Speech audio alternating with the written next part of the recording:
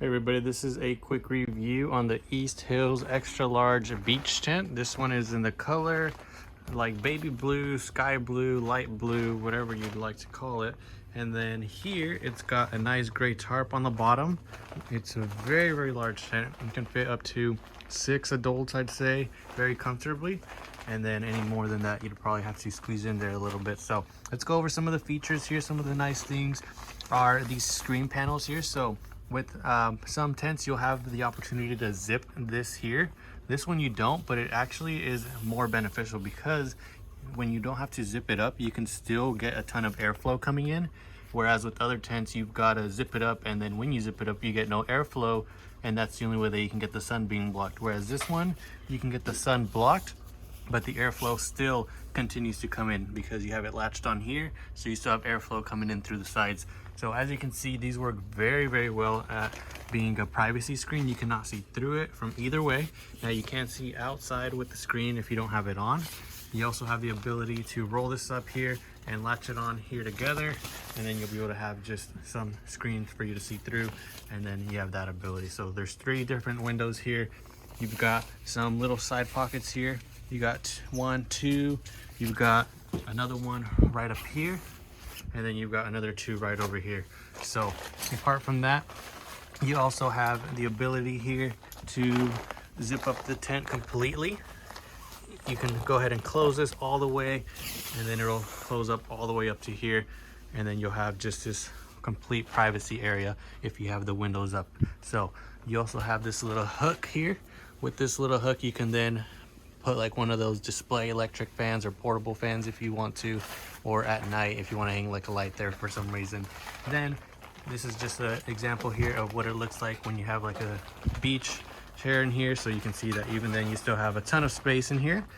And then if we go ahead and look at the outside view, this is what it'll look like. So in a windy day, you have these 10 stakes that it comes with. They're very thick, so breaking these will be actually pretty difficult. You'd actually have to be really trying to break these because it's a nice thick plastic. There's 10 of them. It comes in its own little plastic and its own little baggie here. And then you've got the bag that you carry this with. It's about 4 feet long here, and then about 10 inches in width. And then on a really windy day, you can either, when you're doing the stakes, normally you can do the stakes here on the corner.